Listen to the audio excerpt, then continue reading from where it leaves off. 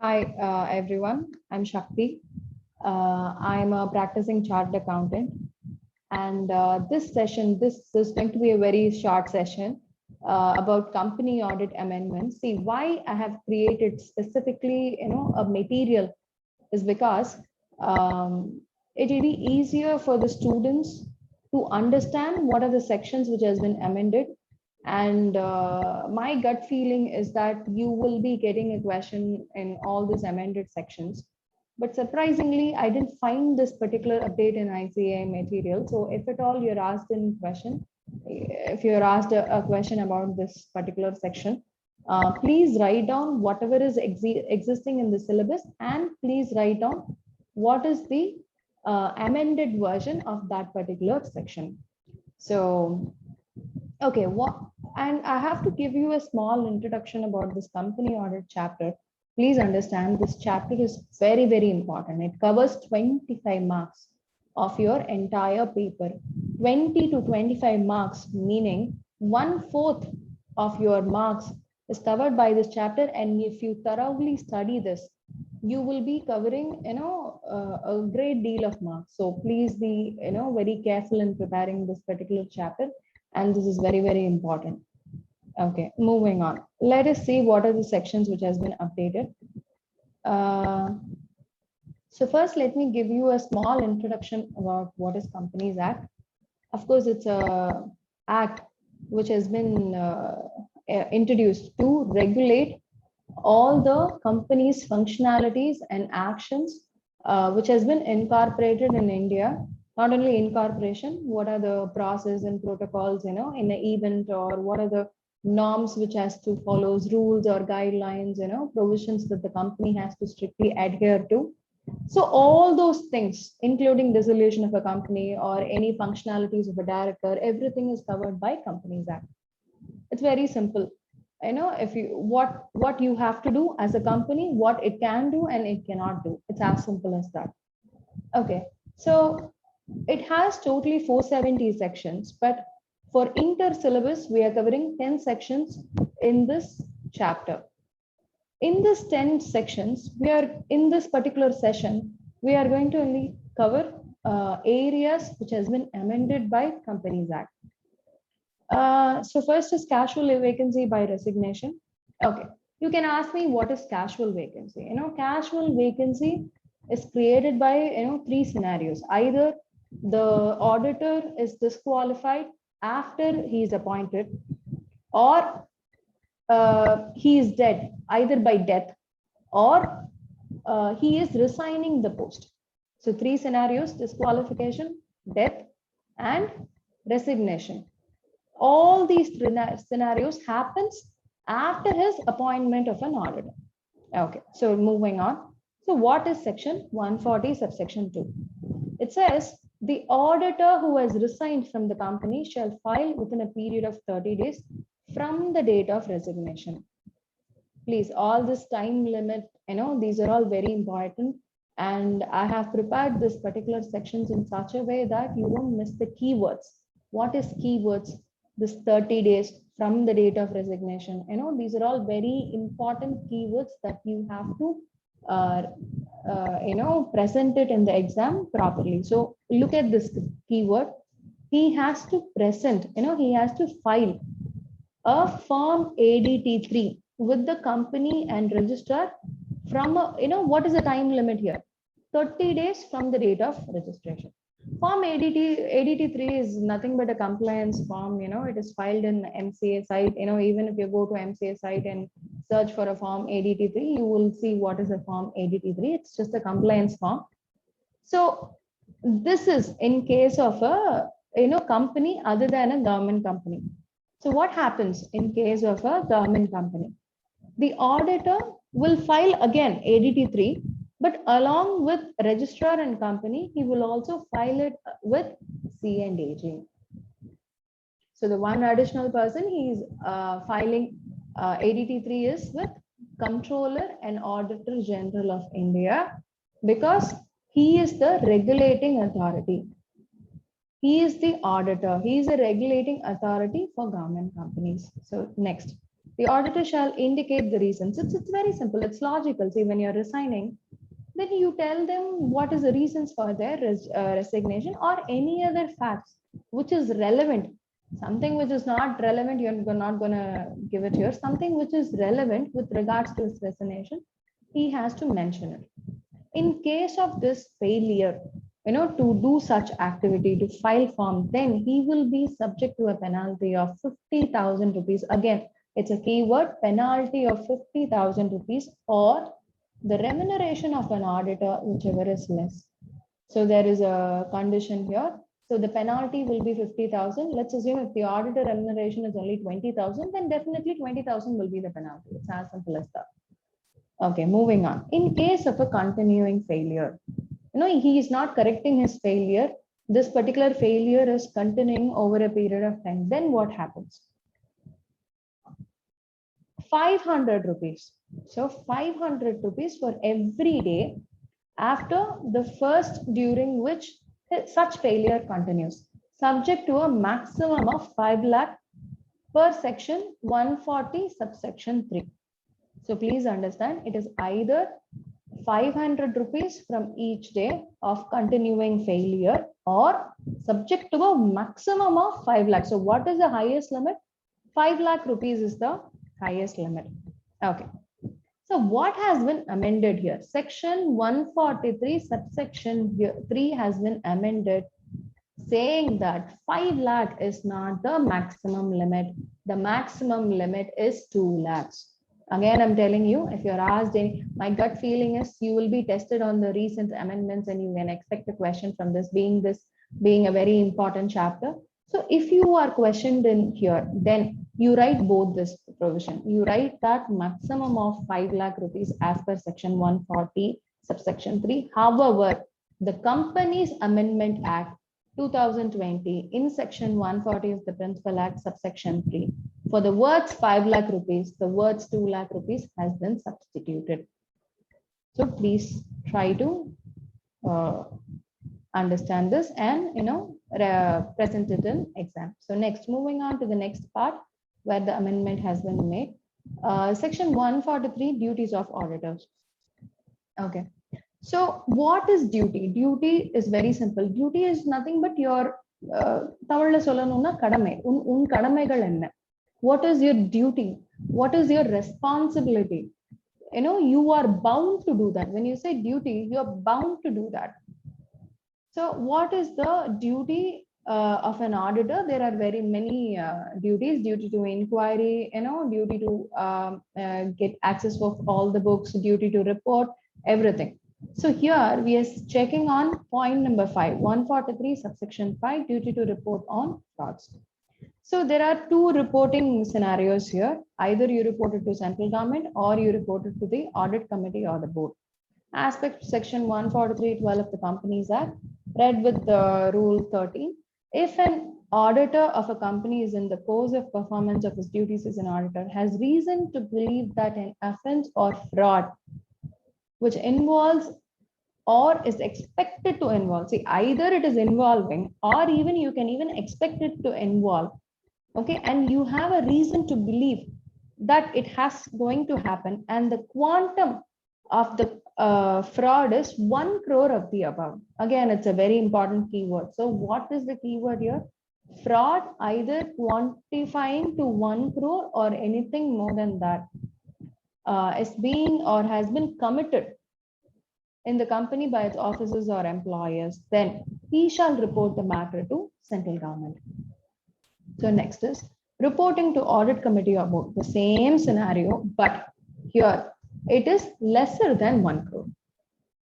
So if the quantum, so reporting aspect, when it is occurring, when the quantum of fraud is 1 crore or more, it goes to C&AG, and if it is 1 crore, below 1 crore, you report it to audit committee if the audit committee has been set up as per section 177, or to the board in any other case.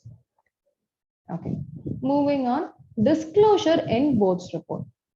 Okay, the companies whose auditor have reported frauds, okay, as per subsection 12 to the audit committee or the board, but not reported to the central government, shall, if that is the scenario, then the company will disclose the details about such frauds in the board's report in such manner as prescribed.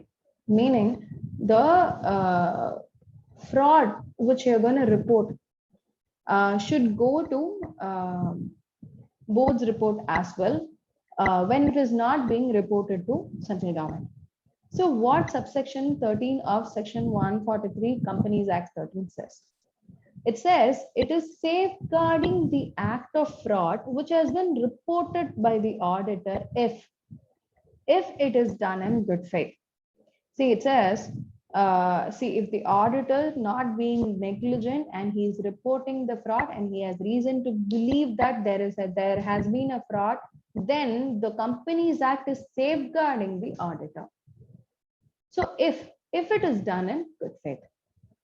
And it also states that no duty, auditor has no duty to which an auditor of a company may be subject to shall be regarded as having been contravened. He has not, the Companies Act says that he has not contravened by reason of his reporting the matter above if it is done in good faith.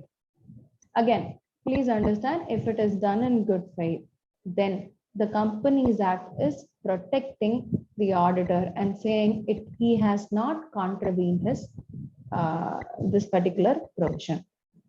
And the same provision of fraud reporting is also applicable to cost auditor and secretarial auditor. It is very simple, when there is something bad, something fraud, something which is harmful to the company is happening, it becomes a ethical responsibility. Nobody has to say it in a separate section. If you ask me, even if you're an employee in that company, if you're a director or whoever it may be, if you find a suspicion, if you see that something is fishy, and you have to definitely report it to your boss. It's as simple as that. And being an auditor, that's exactly what our job is. So it is not only our job, then it is the job of both the secretarial auditor and the cost auditor. Okay. So now we are coming to the section where the amendment has been made. If any auditor, they can be a cost auditor, company auditor, in practice do not comply with the provisions of subsection 12(1)43, he shall be punishable with a fine, which shall not be less than 1 lakh and which may extend to 25 lakhs. So minimum limit is 1 lakh, maximum he will be punishable with 25 lakhs. So what is the amendment here? It says, in case of a listed company, be liable to a penalty of 5 lakhs. Okay.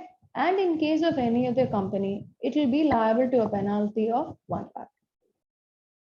It's very simple. See, it means the 25 lakhs maximum penalty for a listed company has been brought down to 5 lakh. If a 25 lakhs illa, it is 5 lakhs. For any other company, it's just the number has been changed. So if you see the before section and the section 140 subsection 3 or 143 subsection 15, in both cases, the numbers, the penalty, the main purpose of Companies Amendment Act is to bring down the unnecessary penalty which has been imposed earlier in this act. Okay, so if you actually see, the number alone is changed, and so please note down what is the number and what is the relevant section and what is the provision which is governed in that particular section. Okay, next is CARO reporting. Again, CARO reporting is important. CARO paragraph 3 states that any fraud which has been committed by company or by its offices, it has to be reported. And what is the quantum of fraud, that has also to be reported by the auditor. And moving on to the last section, section 147, punishment for non-disclosure. Okay. Section 147 states that if any provision of sections 139 to 146, both inclusive, is contravened, the company shall be punishable with a fine which shall not be less than 25,000, but which may extend up to 5 lakhs. See, meaning, if the company is contravening the sections, please understand 139, right from 139 to 146. Okay, so Right from 139 to 146, if the company is making any if it's contravening, if it's not following the protocol, if it's not following the provisions, then it shall be punishable with a fine, which is the minimum limit 25,000 to 5 lakhs. What happens in case of an officer? The company is not defaulting and the officer is defaulting. Then the officer will be punished for a imprisonment for a term which may extend to 1 year. So 1 year is the maximum time limit. So he will be put behind bars. He'll be jailed or with fine which shall not be less than 10,000 but which may extend up to 1 lakh rupees. And what is the third thing? Or with both. Please understand. If the auditor is defaulting, then what happens? If the sorry, I'm so sorry. If the officer is defaulting, then what happens? He will be imprisoned for a term. That is point number one, which may extend to 1 year. Point number two, or he will be put up a fine, which will be from 10,000 to 1 lakh. It may vary depending on the scenario. Or the third point is either or illa. It can also happen. I mean, both can happen together. He will be imprisoned and he will be subject to fine. So this is what the act says. So what does the amendment say in this particular section? The amendment says the words with imprisonment for a term which may extend to 1 year will be omitted, meaning what? He will not be jailed. So it is taking away the entire imprisonment line has been removed. It is omitted from this section. So it means even if the officer is defaulting, he will not put behind bars. And for the words 1 lakh rupees or both, the words 1 lakh rupees shall be substituted. See, I explained you clearly. So both imprisonment and fine can happen. Now it says it can only be imprisonment or it can only be fine. It cannot be both. So please understand, it can either be this or be that, not both. Okay. So moving on to the next point. If an auditor of a company contravenes any provision in section 139, section 143, and section 144 and 145, the auditor, we were talking about company and the officers' penalties. Now we are moving on to auditor. The auditor shall be punishable with a fine which shall not be less than 25,000 rupees, which may extend up to 5 lakh rupees, or 4 times the remuneration of the auditor, whichever is less. Again, it is very, very simple. It has given what is the minimum limit of fine, which is 25,000. It may extend up to 5 lakhs. So let's assume what is the slab here? 25 to 5 lakhs. The amount can be anything in between this particular slab, or 4 times. Let's assume the remuneration is 10,000, 4 times, meaning 4 into 10, 40,000, whichever is less. So that you have to compute. And what is the amendment here? The amendment is section 143. So it says that if the auditor is contravening 139, 143, 144 and 145, the amendment says 143 is omitted. So if the auditor is contravening 143, he is not subject to any punishment under section 147. Okay. So the auditor's punishment clause is reduced by one section. It's as simple as that. Okay. What is the next provision in this 147 is if the auditor is contravening, okay, this is not an amended thing, but it's a continuation of this particular subsection. The auditor has contravened such provision knowingly or willfully with the intention to deceive. See, intentionally this guy is doing to deceive people. He's not doing this out of, which is out of his scope of audit, or he, this is not something which is going, it's not like that. He is decepting, he is willfully, he is purposefully, knowingly and willingly deceiving the company and its shareholders or its creditors or its tax authorities, then he will be punishable with an imprisonment which may extend to 1 year and with fine shall not be less than 50,000, which may not sorry, which may extend to 25 lakh rupees or 8 times of the remuneration of the auditor, whichever is less. Again, it's a penalty clause, and it says what is the penalty. See, it says either the auditor can be imprisoned, which will be maximum of 1 year, and it is not or and. So it's both with imprisonment and fine. So what is the fine here? 50,000 to 25 lakh rupees is the slab rate of the fine here, or 8 times of the minimum. Previously, it was 4 times. If particular sections are contravened, if he is willfully knowing it, doing it, then it is 8 times his remuneration, whichever is less. Okay, so we have come to the end of this session. I hope this is useful and have specifically created this material for you to go through this particular sections and what is the specific clause or specific subsection which has been amended. Okay, while you're preparing, what I would really suggest is to go through the past years question paper where you can see all the case studies and scenarios and all the descriptive objective questions which has been given. That is the real way of understanding. Only if you practically write the paper, practically attend the questions, then you will understand the provisions in a much more clarity than you reading it for 10 times. I honestly believe in that. So I'm advising you that please try to attend the past year's question paper. It will give you a much better understanding. So if you have any doubts, you can contact me. I have an Instagram ID and you can WhatsApp me in my number. So all the best for your exams. So if you have any doubt, please do contact me personally. I will be more than happy to explain it to you again. Thank you so much. And I also thank Mr. Hariharan sir, for giving me this opportunity. I guess it's a great thing that he's doing this. Thank you so much. Thank you.